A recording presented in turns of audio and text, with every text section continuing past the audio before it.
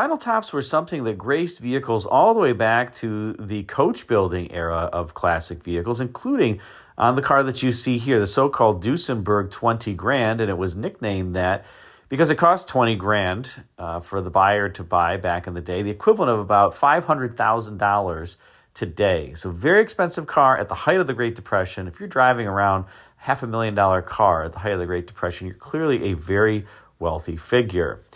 But vinyl roofs kind of made a resurgence in subsequent years as Kaiser would introduce it on the Virginian, a four-door car that they wanted to make look like a convertible. Some, by the way, would also call this one of the first hardtops because of that windowed B-pillar. Some would disagree with that, but in any case, that's a story for another day. But the car clearly did have a vinyl top, trying to emulate a convertible, but really the vinyl top increased in its prominence when Ford introduced it on the Thunderbird, complete with, I don't really like these, the Landau bars. And the Ford Thunderbird had those Landau bars all the way into the 1970s, and not my favorite. And the vinyl tops had, in some cases in the 70s, like this alligator pattern to them. Just really interesting. But regardless, Ford was, I would say, the one who really reinvigorated the vinyl top craze. And then it proliferated to other car companies. And Ford and Chrysler, I would say, hung on to it the longest. Now, today what we're going to talk about is a list of the top 10 vehicles with the worst vinyl tops, in my estimation. Now, sometimes this is because the vinyl tops created functional issues. All vinyl tops retain moisture. But for whatever reason, some cars that had them, they really start to have rust bubbles. And it's almost hard to find one of these cars with a vinyl top that doesn't have severe rust issues, no matter how low the mileage is on the car. In other cases, the vinyl top was defective from the factory, and that's why it makes this list, and had some strange quirks that we're going to talk about. In other cases, it's just plain ugly or bizarre. So that's how this list was compiled, but I would be curious, what are your least favorite cars with vinyl tops? Put a comment in the comment section, but let's get started with number 10. And at number 10, we have the 1970 to 74 Lincoln Continental. Now, what I mean here is the full-size Continental, not the Mark III or the Mark IV, but the big full-sizer. And for 1970, the full-size Continental was reintroduced to the public. It was all new for that model year. And the Continental went back from a unibody chassis to a body-on-frame chassis. And I have to say that the 1970, 71, and 72 models of this body style, I think, are my favorite before the big bumpers came in. I think they're very handsome cars. I have a 72 Continental with no vinyl roof. But regardless, the reason why this makes it to number 10 is a couple things. Take a look at my car with no vinyl roof on it, and just how attractive the lines are, the roof, and everything. This is true for a lot of vinyl top cars, that the vinyl top kind of ruins the lines a little bit. But on this particular car, the vinyl top treatment had the top kind of going down and way below the back window. And this is one of the reasons, well, probably the biggest reason why I put this on the list. And that's because it's almost impossible to find a 1970 to 74 Continental that has a vinyl top. And by the way, almost all of them have vinyl tops, where it's not rusted out around the back corners of the windows, or at least you see some pockmarking underneath the vinyl roof. And it's just a shame because the car without the vinyl roof has great lines. I think it looks almost perfect. It's a great, great looking vehicle. But with the vinyl top, it really just kind of brings down the whole exterior, makes it look a little frumpy. And then, of course, you get the body side moldings and door edge guards. And what is really a beautiful car, like mine, with no body side molding and door edge guard and no vinyl roof, becomes kind of this frumpy old person's car. And on top of that, like I said, this is one of the cars where if you see one, no matter how low the mileage, it seems like there's always bubbling underneath that vinyl roof. Kind of true of the Continental Mark IV as well in the earlier years, like 72, 73, but when they had the cavalry twill top. But I think even more so true of the 1970 to 74 full-size Continentals. Now, one thing I will say about the 70 to 74 Continental is they have a supremely soft, quiet, smooth ride. And they actually are great cars to drive. They're phenomenal in terms of how they just kind of float down the road and the overall road isolation. So if you can find one that doesn't have the bubbling, they are just a thrill to drive. And the 460 is smooth under hood, provides, I would say, relatively effortless power. You've got great interior with the rolling drum speedometer, one of the last American cars to have that rolling drum speedometer. So if you find one in great shape, I highly recommend buying it, but do look out for the bottom corners in particular around that section of the vinyl roof that goes underneath the back glass, because that's where they often really start to bubble pretty badly. Let's move on to number 9. And at number 9, we have the 1965 through 1970 Cadillac Fleetwood, and really the Fleetwood Brougham. Now, the Brougham, as an example, in 1965 was a optional package on the Fleetwood 60 Special that came standard with the vinyl roof. You could get the vinyl roof on the regular Fleetwood 60 Special, but like I said, it was standard on the Brougham. And I've picked the 65 to 70 because from everything that I can see, these are the cars that have the worst bubbling from a Cadillac perspective, maybe even from a GM perspective. Almost every Fleetwood Brougham that I've seen from 65 through 70, by the way, that's this one model generation, even though they look different. The car would get some styling updates every year, pretty heavy restyling in 1969 and through 1970. But each year of these particular Fleetwoods that has the vinyl roof, you always see them with a ton of bubbling underneath the top, just like the Continental. And I think it's a shame as well because just like the Continental, the car looks better without the vinyl roof. The vinyl roof kind of destroys the simplicity and cleanness of the lines that you get with these Fleetwoods that are absolutely beautiful. At least the 1965 through 1968s, I would say, are beautiful. The 69 and 70 are kind of brutes, if you will, because they're so in your face and so dominating from a looks perspective. The 65 through 8 just look, despite the fact that they're huge, kind of light on their feet and simple and clean. Not so with the 69 and 70. But regardless, they're on this list because I think they ruin the look of the car, and coupled with that, they also ruin the functionality because they provide more than the factory-intended ventilation once they have rust through back there. So be on the lookout for these. Like I said, I've seen so many of these that have been in great shape with low miles, and unfortunately, they've got a bunch of pock marks from rust bubbles underneath. Another prominent one in the vinyl top area that you really have to look out for when you're buying one. Otherwise, you're going to get a car that needs some significant work, and it's really tough to fix that area underneath the vinyl top on these. Let's move on to number 8. And at number 8, we have the 1977 to 79 Ford Thunderbird. Now, the 1977 to 79 Thunderbird, the so-called Torino Bird, was significantly downsized from the Big Bird that was introduced in 1972 and ran through 1976. That Big Bird would be the last Thunderbird with the Landau bars on the vinyl roof. Ooh, and maybe that should have made my list, but it didn't. I put the 1977 to 79 Torino Bird on there because despite the fact that this was a super popular Thunderbird, in fact, this was really the car that reinvigorated Thunderbird sales after the Big Bird really had sales trouble after the OPEC embargo. Nobody wanted a huge car with a 460 V8 underhood or a 429 in the case of the 1972 model year that was just guzzling gas. Of course, I guess in 1972, the OPEC embargo hadn't happened yet, so people still liked their gas-guzzling cars at that point. But regardless, this Torino Bird, Ford lowered the base price, they made the car more accessible, and it took off in sales. And I think, they're a handsome car. They're not a beautiful car by any stretch of the imagination, but they're a good-looking car. And Ford designers added that so-called basket handle, where you've got the little opera window and then this basket handle that runs over the roof to provide some interesting styling elements. There's a lot of cars that from this point forward would have the so-called basket handle. Another one, a more sporty car even, would be the 1982 Firebird and Camaro from GM. Regardless, the reason why this car makes this list is that there was an optional vinyl roof package from 77 to 79.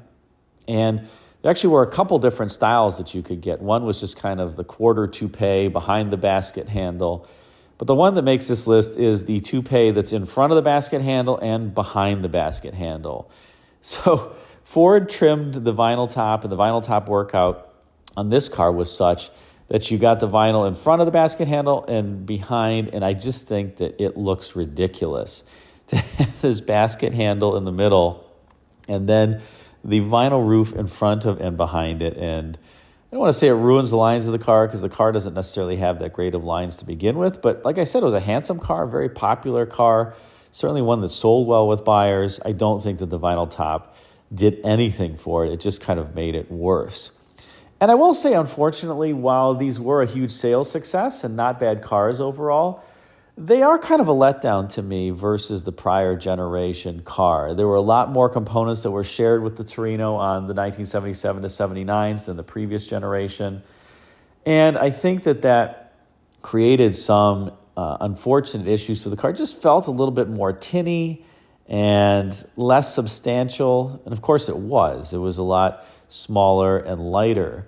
But yeah, they just don't have the same panache. I mean, if you look at this car, this 77 Thunderbird as an example, and then compare it to one of the early 1960s, say this 1963 Thunderbird, in particular in the interior department, I just don't think there's any comparison.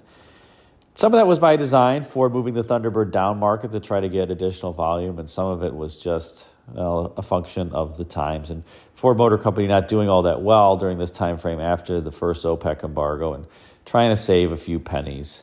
So it is what it is, but that's why it makes the list at number 8. Let's go to number 7. And at number 7, we have the 1967 to 1970 Oldsmobile Toronado.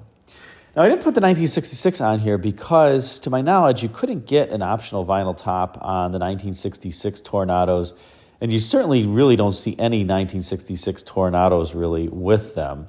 Hardly any. But by 1967, the vinyl top craze had hit the Toronado, and it would be a relatively popular option, becoming increasingly popular as the model years would go on. And I think it's just criminal, particularly on the 67, which is still a good-looking variant of this car. 68 and 9, not quite as good-looking with the big loop bumper up front, with the coolest hideaway headlamps where the grille actually moves out of the way to reveal the headlamps behind them. The 70 I thought was pretty nice-looking with the exposed headlamps. But regardless, the 67 still has a lot of the good looks of the 66. It does have an egg crate grille up front. It lost the eyebrows over the headlamps, the egg crate tail lights out back to match the front end. But unfortunately, while the car would get an all-new interior and a more expensive interior for 67, the addition of the vinyl roof and the frequency with which it was selected by dealers in all likelihood is just a crying shame. Because to me, it just ruins the look of the car overall. The car was so sleek and clean in 1966 when it was devoid of the vinyl roof. And that was true for the 67s too. But it just was something that you rarely saw. And again, I think the 67 was a pretty good year. Not quite as good looking as the 66, but still good looking. And you got a better interior. So if you're a fan of the interiors of cars, you really would want a 67 from a Toronado perspective because they spent a little bit more money and made it a little bit more luxurious on the inside. But in now doing so, you're going to have to generally trade off for that better interior with a vinyl top that really ruins the look of the car. And like I said, by 1970, pretty much saw a vinyl roof on every one of these Tornados. So quite the shame, especially because the 70 Toronado, like I said, I think is still pretty good looking. In any case, that's why it makes this list. Let's move on to number 6. And at number 6, we have the 1971 to 73 Boat Tail Riviera. Now, the Riviera was all new for the 1971 model year and was coming off of 2 excellent generations. The first generation Riviera from 1963 to 65 that was the hybrid Ferrari Rolls-Royce and an absolute beauty, one of the pioneers of Coke bottle design along with the Studebaker Avanti. And then you have the second generation Riviera, which I actually even like better than the first generation from 1966 to 1970. And There were some vinyl tops that came in on that car. I don't think that they make the car look as bad as the vinyl roof on the Toronado, though. The vinyl top workout on those cars, I think, is a little bit better. Not great, but better. Regardless, for 1971, General Motors designers, and Bill Mitchell in particular, wanted to go in a totally different direction. Bill Mitchell had always loved this kind of boat tail form, and you saw a variant of it on the 63 Stingray Corvette with that upper that kind of came to a point. Here it was even more exaggerated. And the car is kind of a love it or hate it car. I actually like the 1971 in particular because it has more of a point to it. By 73, they had to blunt the points in the front. The front just had the big bumper, and then in the back, they kind of made the point less sharp, and it's not as good looking to me as the 71. The 71 is the best year. But I think the car is pretty handsome overall. It's not as handsome as the original proposal, which was supposed to be on the intermediate A-body platform. But then the General Motors program planners decided to move the Toronado, the Riviera, and the Eldo, all of them, to the full-size platform. And I think they all were worse for it, at least from a design standpoint. Certainly not from a sales standpoint, because all the cars, I shouldn't say all the cars, the Toronado and the Eldorado sold better in that next generation versus the prior generation from 1970 and before. The Riviera did not sell better. The boat tail Riviera kind of bombed in the marketplace. The sales were cut in half from around the 40+ thousand mark per year to a little over 20,000 units per year with the boat tail Riviera.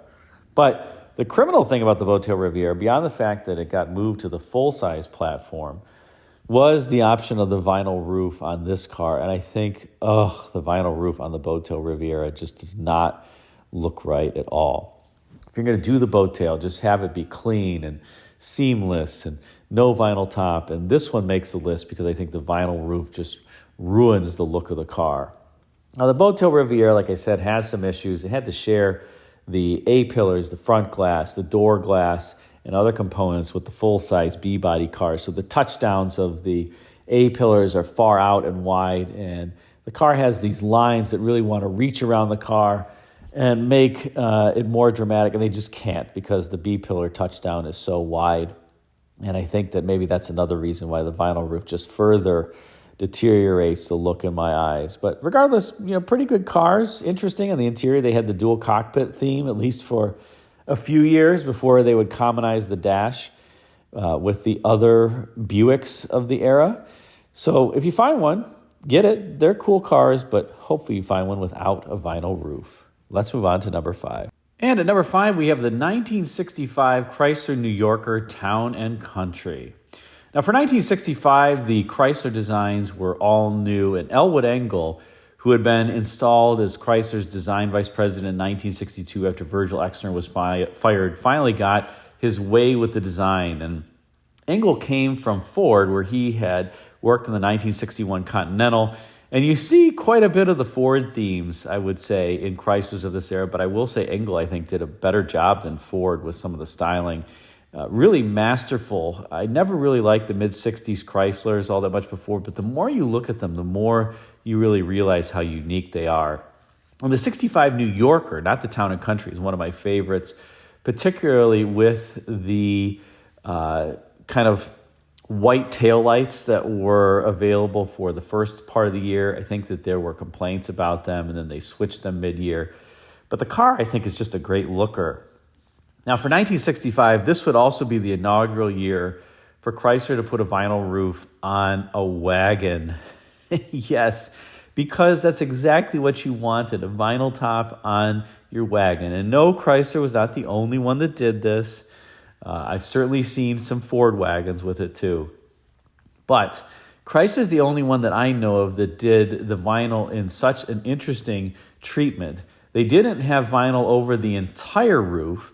They just had it on 2 strips, one on either side, that kind of flanked the midsection of the car. I have no idea why they did that in particular. I don't know if it was to save money. I don't know if it was to make it different, but it just looks plain weird. Now, whomever would select the option box for the vinyl roof on their wagon, I think probably made a significant error in judgment in any case. But having that particular vinyl top treatment with the two strips to me is just absolutely bizarre. It looks weird. It ruins the look. These are good-looking wagons, I would say. By the way, after 1964, there were no more Chrysler hardtop wagons. They were the last of the American manufacturers to have the hardtop wagons, the B-pillarless wagons that were absolutely gorgeous. But by 1965, that was all done. So not only did you have B-pillars, you had the option of a just horrible vinyl top for this inaugural model year for 1965. What a shame. Good cars overall, great engines under hood, but just something that I think is an option that was never needed in a question, let's say, or the answer to a question that nobody asked. And at number 4, we have the 1971 Imperial with the so-called burgundy top. Now, the Imperial was all new for the 1969 model year. The fuselage era Imperials would run from 1969 to 73. My favorite being the 72 and 73. Still looking for a 72 coupe, by the way, if anybody has one in a dark color, or maybe even a 73. So email me if you have one you want to sell that's in great condition. In any case, for 1971, vinyl tops were basically ubiquitous on the Imperials. They came standard. And the 71, you could get many different shades of vinyl tops on your vehicle. But one in particular had a little bit of a glitch, and that was the burgundy vinyl top. And what do I mean by that? Well, the intent was for the top to basically be one color, burgundy, and to have kind of this hidden paisley pattern in it, such that when you approached the car, you could see that it was textured. But if you looked at it from far away, it just looked like a regular old burgundy vinyl top. Now, what ended up happening? Over time, as the sun and the UV rays started to catch the vinyl roof, it would fade to an awful kind of color combination that just did not look right. The paisley would kind of become yellowy, and the burgundy would sometimes fade to a darker color. It just didn't work. And so what was, I think, well-intended, having this paisley kind of print, and I wonder if Chrysler employed another paisley fabric for the vinyl roof on these, that they just dyed burgundy, and that was what created the issues.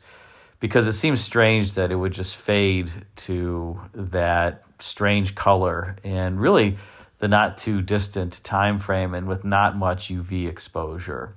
Regardless, that's why this makes the list. Those Imperials are some of my favorite cars. Amazingly, while they shared quite a bit of sheet metal components with Chryslers at this point in time, the underbody is, a lot of it is different, including the whole front cradle and the subframe and the front suspension design is different from the Imperials versus the Chryslers to enable greater road isolation. And I have to say, it does work. If you drive the Chrysler, even the New Yorkers of the era, they're a little bit loud. But if you drive the Imperial, it's not. It's pretty quiet. And I think Chrysler did a much better job with the Imperial than the other vehicles in the lineup. Let's move on to number 3. And now we start getting to the fun ones. And that is, at number 3, the Chrysler Fifth Avenue, the M-body Fifth Avenue, that ran from 1982 to 1989. Now, the Fifth Avenue would transition to the M-body for the 1982 model year. In previous years, it had been part of the R-body, and I actually like the R-body Fifth Avenues. But the M-body Fifth Avenue, not my favorite. Now, full disclosure, I have a 1983 Plymouth Grand Fury without a vinyl roof, and I won't call the styling great, but I think it's a handsome car, tolerable from a styling standpoint. But the Fifth Avenue was just something that was over the top, and it just is so wrong in so many different ways.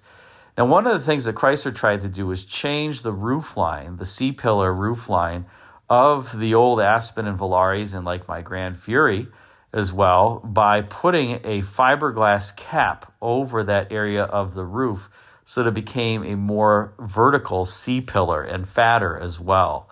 So like I said, underneath that is a fiberglass cap. That would be something that was in vogue for a little bit in the 80s. The Chevy Caprice of the late 80s would also have that fiberglass cap to make the C-pillar more vertical. But on the Fifth Avenue, it just looks abhorrent. I actually don't mind the original Aspen Volare roofline, but of course, Chrysler wanted to give it a different profile, and I guess this was a cost-effective way to do that. But then you couple that with the quarter toupe vinyl roof that looks like it's just sliding back on the roof. It's just, and then the turn signals, this doesn't have anything to do with the vinyl top, but the turn signals above the headlights, this car, and the dull surfacing on the side, the dull dog bone style surfacing, it's just abhorrent. It's awful from a design standpoint. Now, are the M-bodies bad cars? No. I mean, in fact, I own one. They came with the slant six-cylinder, the Fifth Avenue's a 318, and those are very, very reliable engines. The A904 transmission, torque flight transmission, very reliable. The rear ends are pretty wimpy on these. It's the 7 1/4 rear end, I believe. It's again pretty wimpy, but it'll work just under normal driving conditions. Don't try to do a burnout or anything like that.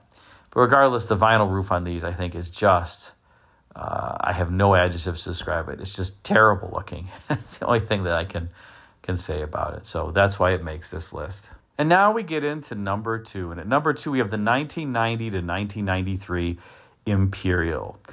Now, Chrysler revived the Imperial name for a K-car derived, I'll call it a stretched K-car, for 1990, and that would last, they said, till 1993. And I wish they had not revived it. This is the last of the Lee Iacocca directed styling, and you can tell that Lee really still had this anachronistic styling taste of yesteryear, with the flat belt line, kind of the flat quarter profile, the flat roof, the vertical C-pillar, and the half vinyl top. Oh, it just all looks so wrong. And this is from 1990 to 1993. This is late. This is so late. Chrysler was about to produce the LH platform vehicles during this time frame that were spectacularly beautiful. Maybe had some teething problems from an engineering standpoint, but nobody could fault the design of those first-gen LH cars. All of them were beautiful. And it's the same design team that did the Imperial as those LH cars. It's just amazing because they are such different design languages, and it just tells you what happens when someone's in charge and directs the design team. So this was not one of Lee Iacocca's better moments. He was on his way out, like I said, at this time, and I think the designers were probably happy for it because by this point, the styling had moved in a different direction, and the Imperials, these really aren't that great of cars either to drive or to look at or from a reliability standpoint, particularly the transmissions on these. The 3.3 and 3.8 liter V6s were quite reliable, but the Ultra Drive 4-speed automatic was not very reliable. And on the inside, everything's just kind of boxy and rectangular and, not my favorite. So overall, that's why the Imperial makes the list. Not only is the vinyl top just ugly and hideous, but the car overall, just so wrong for the times. And that leaves us at number 1. What's number 1 going to be, you say? Well, number 1 is also a car that I own, but without a vinyl top. And that is the Bustleback Seville. Now, for the inaugural model year, the Bustleback Seville did not have a vinyl roof option.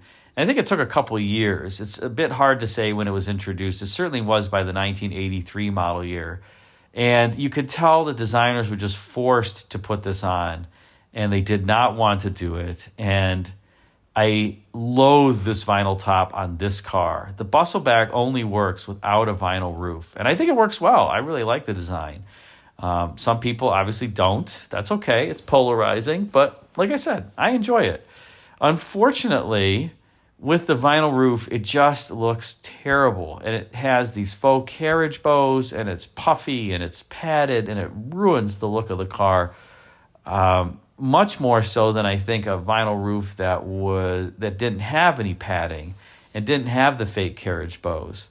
My guess is the designers were trying to get upper management to basically say that the car looked terrible with the vinyl roof and that they shouldn't do it. So they proposed one that didn't look that great, and management said, perfect, go make it. And you're left with what it is. Now, like I said, the Bustleback I really enjoy, and I have to say, the only downside to the car is really the 80s era electronics, which now are 40 plus years old. Although they're pretty reliable.